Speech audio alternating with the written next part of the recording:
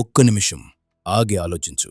నువ్వు పుట్టినప్పటినుంచి చదువు, ఉద్యోగం, పెళ్ళి, పిల్లలు, చివరకు మరణం, ఇదేనా మన జీవితం?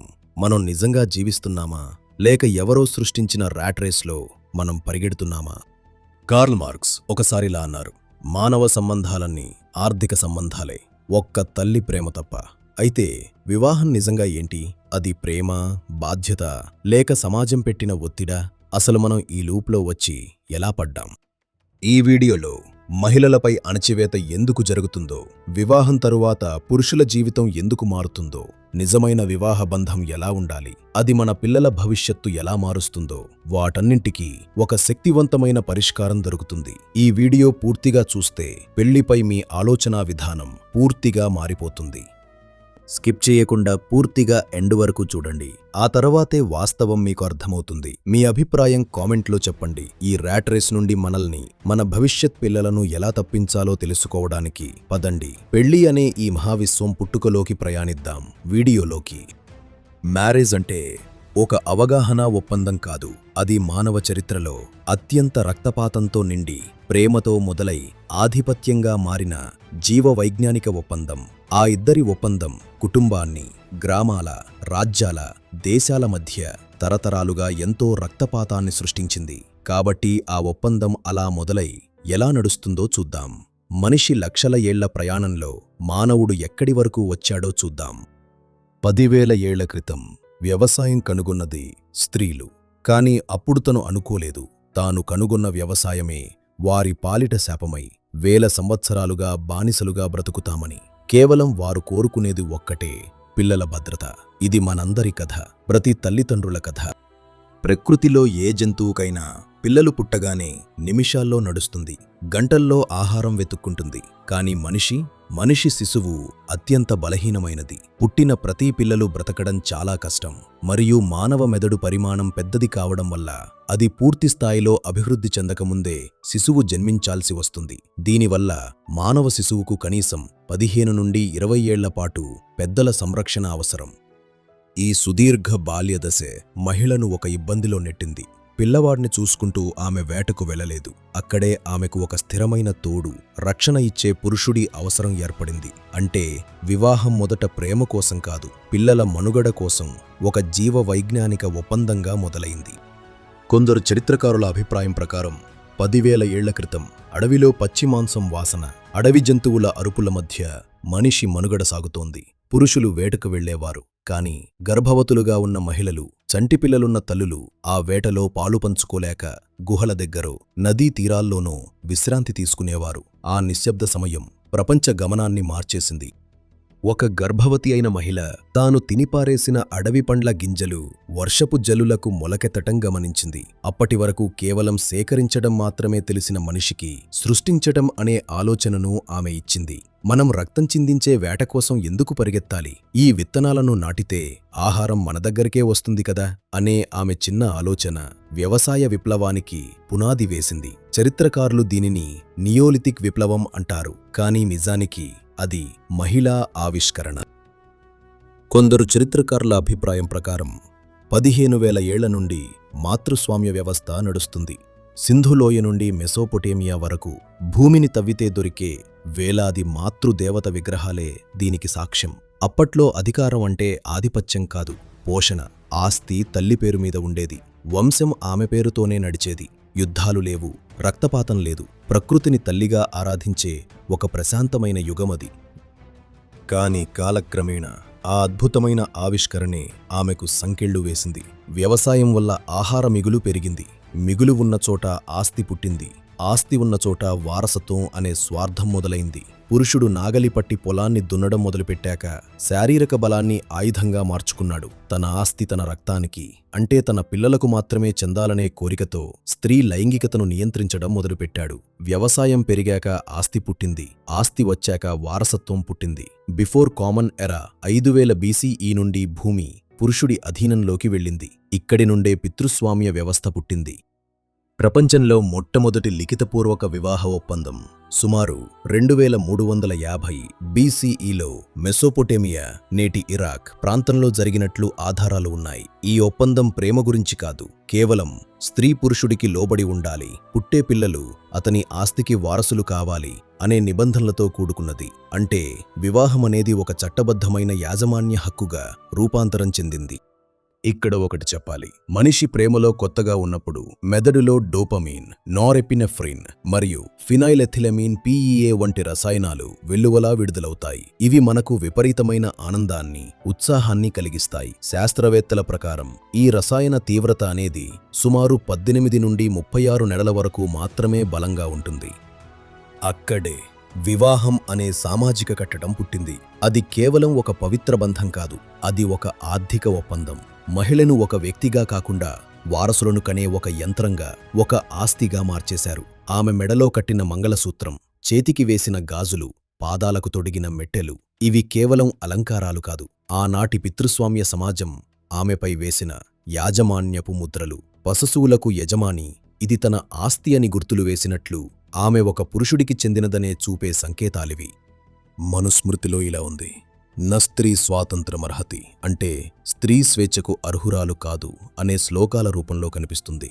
మనుస్మృతిలో ఇలా ఉంది, బాల్యే పితృవసే తిష్టేత్ పాణిగ్రాహస్య యవ్వనే, అంటే బాల్యంలో తండ్రి, యవ్వనంలో భర్త, ముసలితనంలో కొడుకు ఆధీనంలో ఉండాలి తప్ప స్త్రీకి స్వేచ్ఛ ఉండకూడదు అనే సూత్రం ఆమె వ్యక్తిత్వాన్ని 3 ముక్కలు చేసి బంధించింది. చైనాలో ఫుట్ బైండింగ్. 1000 ఏళ్ల పాటు చైనాలో మహిళల పాదాలను విరగ్గొట్టి చిన్నవిగా చేసేవారు. ఎందుకంటే ఆమె వేగంగా నడవకూడదు, పరిగెత్తకూడదు, ఆమె కేవలం 4 గోడల మధ్యే ఉండాలనేది ఆనాటి అందమైన కుట్ర. ఐరోపాలో విచ్ హంట్స్. మధ్యయుగ ఐరోపాలో ఏ మహిళకైనా తెలివితేటలు ఎక్కువైతే, వైద్యం తెలిస్తే ఆమెను చిల్లంగిది అని ముద్రవేసి సజీవ దహనం చేసేవారు. మేధస్సు కలిగిన స్త్రీ పురుష ఆధిపత్యానికి ప్రమాదమని వారు భయపడ్డారు. Middle east countries.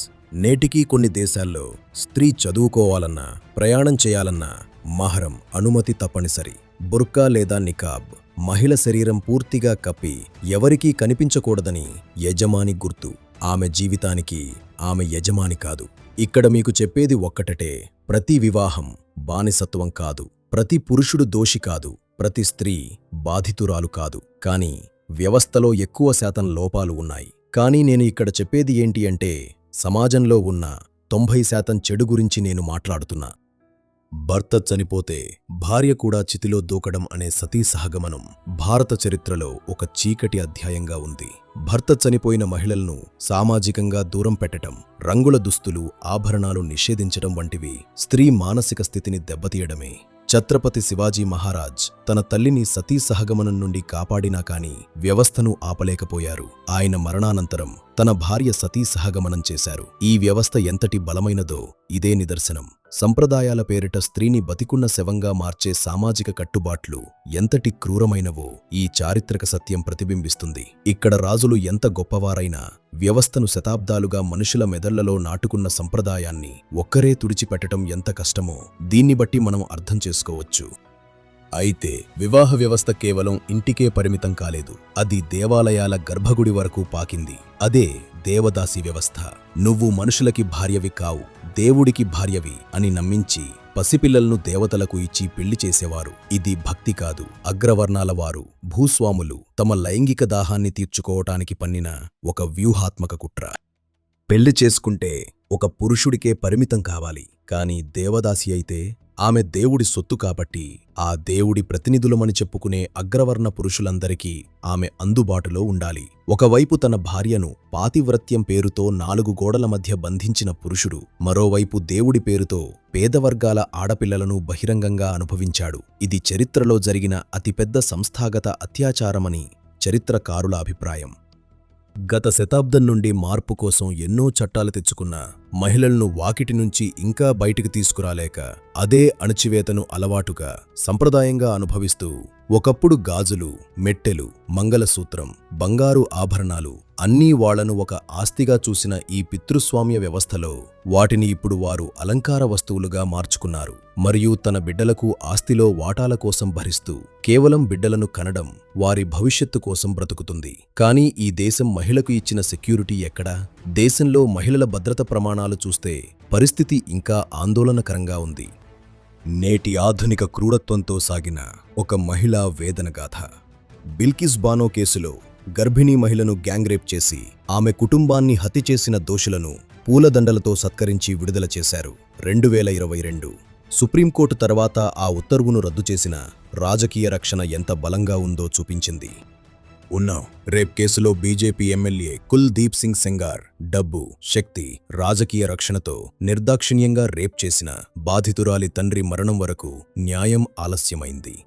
దేశంలోని అగ్రశ్రేణి మహిళా కుస్తీ వీరులు వినేష్ ఫోగాట్, సాక్షి మాలిక్లు కూడా wrestler sports minister Brij Bhushan Sharan Singh మీద లైంగిక హింస ఆరోపణలు చేసి రోడ్డుపై ఆందోళన చేయాల్సి వచ్చింది. కానీ వారి వేదన ఎవరూ వినలేదు.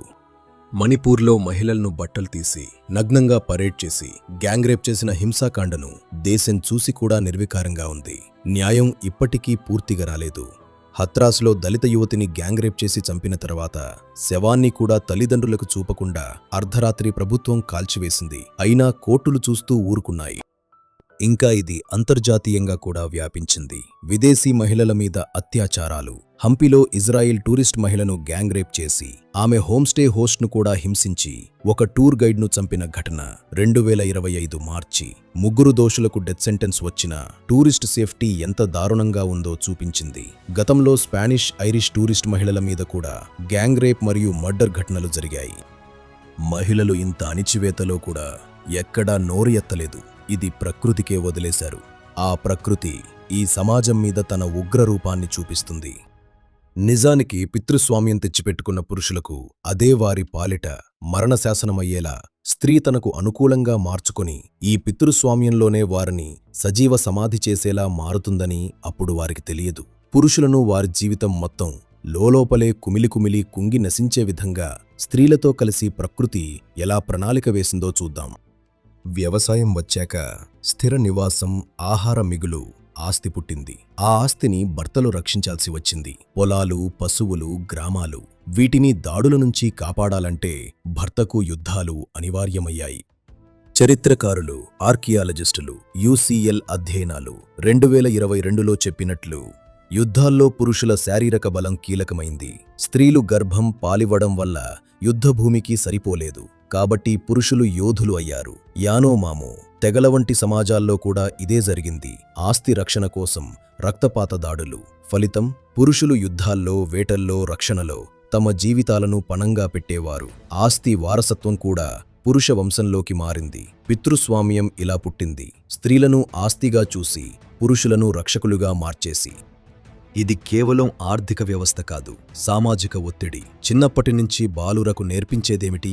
బాయ్స్ డోంట్ క్రై, ఏడవకు, బలహీనత చూపకు, భావోద్వేగాలు అణచివేయి. ఇది ప్రాచీన యోధ సంస్కృతి నుంచి మొదలై ఆధునిక సమాజంలోకి వచ్చేసింది. టాక్సిక్ మ్యాస్క్యులినిటీ అని ఇప్పుడంటున్నారు. పురుషుడు ప్రొవైడర్, ప్రొటెక్టర్, స్ట్రాంగ్ అయి ఉండాలి. భావాలు చెప్పకూడదు, సహాయం కోరకూడదు. ఫలితం మానసిక ఒత్తిడి, ఒంటరితనం, లోపలి బాధలు బయటకు రావు. ఆధునిక కాలంలో ఈ బాధ ఎలా కనిపిస్తుంది? స్టాటిస్టిక్స్ చెప్తున్నాయి. హార్ట్ అటాక్లు మరియు కార్డియోవాస్కులర్ డిసీజ్ ప్రపంచవ్యాప్తంగా పురుషులు యువకుల్లోనే ఎక్కువ స్ట్రెస్, ధూమపానం, ఒత్తిడి వల్ల హార్ట్ డిసీజ్కు గురవుతారు. WHO global burden of disease data ప్రకారం పురుషుల్లో CVD మరణాలు మహిళల కంటే ఎక్కువ. ఇండియాలో కూడా హార్ట్ డిసీజ్ పురుషుల్లో ఎక్కువగా కనిపిస్తుంది. స్ట్రెస్ ఫ్యాక్టర్ ప్రధానం. ప్రొవైడర్ ఒత్తిడి, ఉద్యోగం, కుటుంబ బాధ్యతలు ఇవి హార్ట్ను దెబ్బతీస్తాయి. Suicide rates. ఇండియాలో NCRB 2021 నుంచి 2022 వరకు డేటా ప్రకారం 72.5% సూసైడ్లు పురుషులవి. పురుషుల ఆత్మహత్యల రేటు మహిళల కంటే 2.5 రెట్లు ఎక్కువ. గ్లోబల్గా కూడా పురుషుల సూసైడ్ రేటు 2 నుండి 4 రెట్లు ఎక్కువ. కారణం, బ్రెడ్ విన్నర్ రోల్ ఫెయిల్ అయినప్పుడు ఆర్థిక ఒత్తిడి, ఉద్యోగం కోల్పోవడం, సమాజం మనిషి కాదు అని చూడటం, భావోద్వేగాలు చెప్పలేక, సహాయం కోరలేక మౌనంగా మరణిస్తారు. భారతదేశంలో మహిళలపై హింస నిజంగా ఉంది. దాన్ని అరికట్టడానికి సెక్షన్ 498 ఏఐపిసి, డౌరీ యాక్ట్, పీడబ్ల్యూడీవీ, 2005 వంటి చట్టాలు తీసుకొచ్చారు. కానీ వాస్తవం ఏమిటి? ఎన్సీఆర్బీ 2023 డేటా ప్రకారం 4.48 లక్షల కేసులు నమోదయ్యాయి.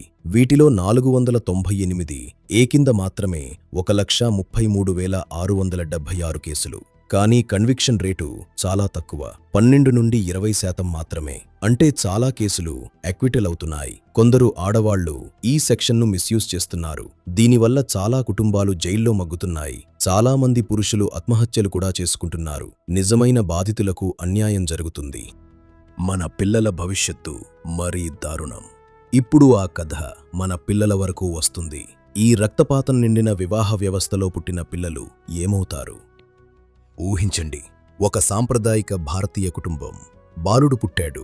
అబ్బాయి కదా, బలవంతుడై ఉండాలి, ఏడవకూడదు, డబ్బు సంపాదించి కుటుంబాన్ని నడిపించాలి అని చిన్నప్పటి నుంచి మెదడులోకి నాటేస్తారు. బాలిక పుట్టింది. అమ్మాయి కదా, పాతివ్రత్యం, త్యాగం, సర్వసమర్పణ, ఇంటి గౌరవం కాపాడాలి. ఈ 2 సందేశాలు కూడా ఒకే పితృస్వామ్య వ్యవస్థ నుంచి వస్తాయి. ఫలితం ఏమవుతుంది? పిల్లలు తమ భావోద్వేగాలను అణుచుకుంటారు. కోపం, భయం, విషాదం ఏదైనా వ్యక్తం చేస్తే అబ్బాయిలు ఏడవరు, అమ్మాయిలిలా మాట్లాడకూడదు అని ముద్ర వేస్తారు. ఈ అణచివేత దీర్ఘకాలికంగా డిప్రెషన్, యాంగ్జైటీ, భావోద్వేగ సమస్యలకు దారితీస్తుంది. శాస్త్రీయ ఆధారాలు ఏమీ స్టెరియోటైప్స్ పిల్లల మానసిక ఆరోగ్యాన్ని ఎలా దెబ్బతీస్తాయో అనేక అధ్యయనాలు స్పష్టం చేశాయి. Global early adolescent study, WHO మరియు జాన్స్ హాప్కిన్స్ 2017, 10 నుండి 11 ఏళ్లలోనే రిజిడ్ జెండర్ నార్మ్స్ పిల్లల్లో స్థిరపడతాయి. ఇవి టీనేజ్లో డిప్రెషన్, హింస, సూసైడ్ రిస్క్ను పెంచుతాయి.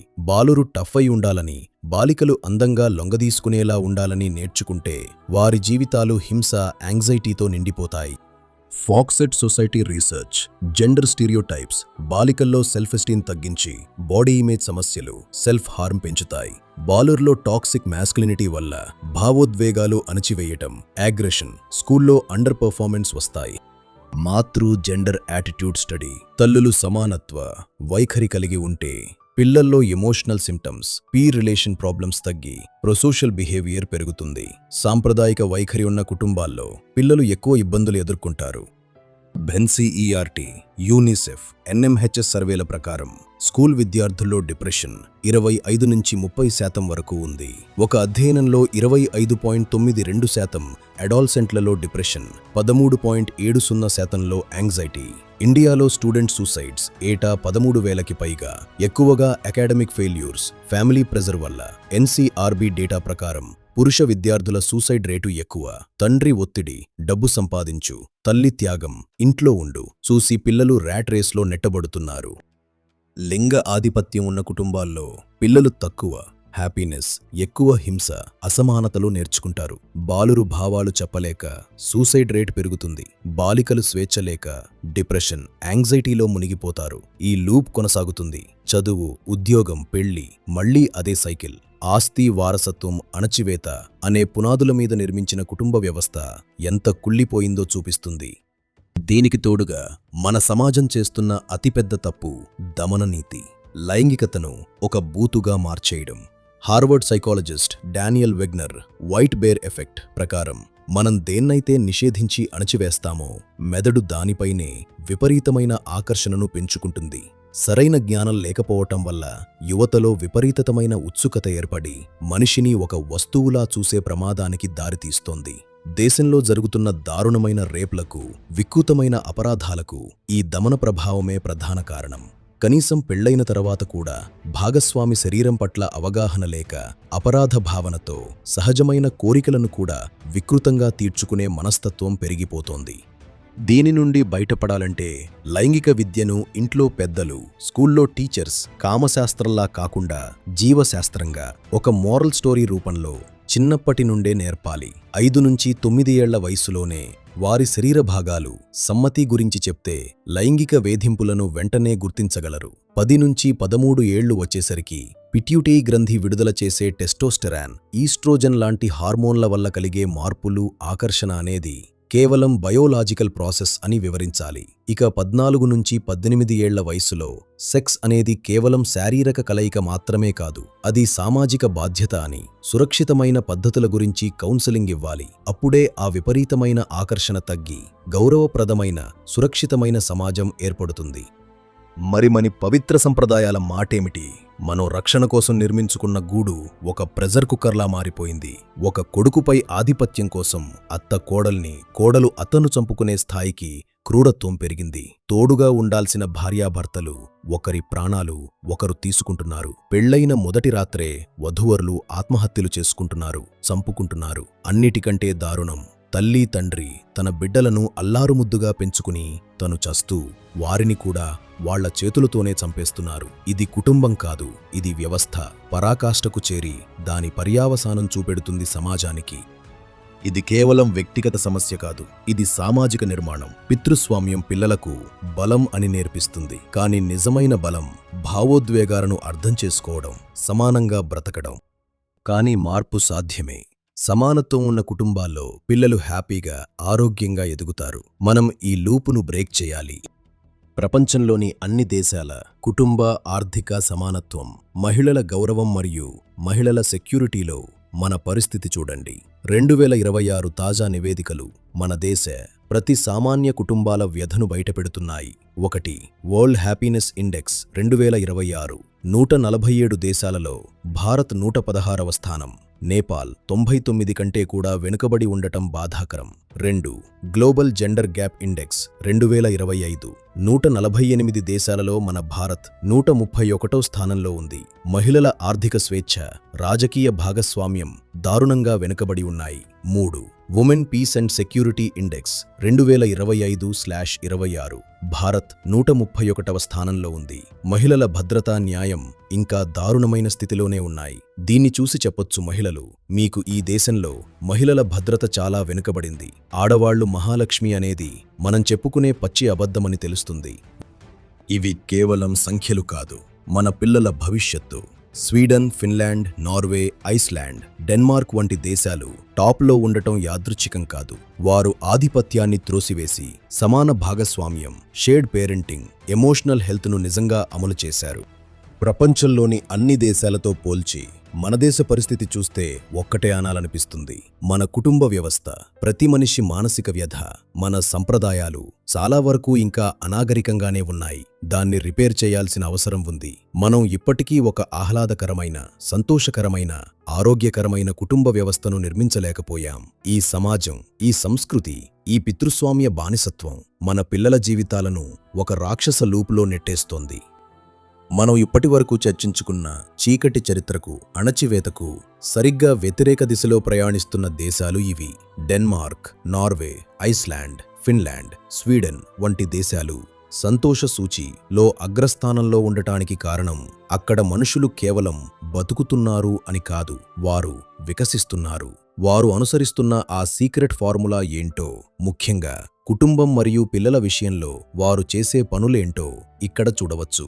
అక్కడ పెళ్లి అంటే ఒకరు మరొకరికి బానిసత్వం కాదు. స్వీడన్, నార్వే వంటి దేశాల్లో పెళ్లి తర్వాత అమ్మాయి అబ్బాయి ఇంటికో, అబ్బాయి అమ్మాయి ఇంటికో వెళ్లరు. వారు తమకంటూ ఒక స్వతంత్ర ప్రపంచాన్ని, ఇండిపెండెంట్ హోమ్ నిర్మించుకుంటారు. అక్కడ అత్తమామల ఆధిపత్యం ఉండదు, కేవలం ఒకరిపై ఒకరికి గౌరవం మాత్రమే ఉంటుంది. ఇక గుర్తింపు విషయానికి వస్తే ఐస్లాండ్ లాంటి దేశాల్లో భార్య తన సొంత ఇంటి పేరును మార్చుకోవాల్సిన అవసరం లేదు. అక్కడ ఆమె ఒక పురుషుడి సొత్తు కాదు, ఒక సమాన భాగస్వామి. ఈ ఆర్థిక స్వేచ్ఛ, సామాజిక సమానత్వమే ఆ దేశాలను ప్రపంచంలోనే అత్యంత సంతోషకరమైన దేశాలుగా నిలబెట్టాయి. బంధం అనేది బాధ్యత అనే బరువుతో కాకుండా ప్రేమ అనే ఇష్టంతో అక్కడ కొనసాగుతుంది. అక్కడ రెండు వైపుల అత్తమామలకు సమానమైన విలువ ఉంటుంది. మా ఇల్లే గొప్ప అనే అహంకారం అక్కడ కనిపించదు. ఆర్థికంగా ఇద్దరూ స్వతంత్రులు కాబట్టి వారి బంధం ఆస్తి మీద కాకుండా కేవలం నమ్మకం మరియు ప్రేమ మీద మాత్రమే నిలబడుతుంది. అందుకే అక్కడ గొడవలు తక్కువ, సంతోషం ఎక్కువ. 1. లింగ సమానత్వం. అది కేవలం మాట కాదు, ఒక చట్టం. Gender equality as law. ఈ దేశాల్లో స్త్రీ పురుషులు సమానం అనేది ఒక నినాదం కాదు, అది ఒక వాస్తవం.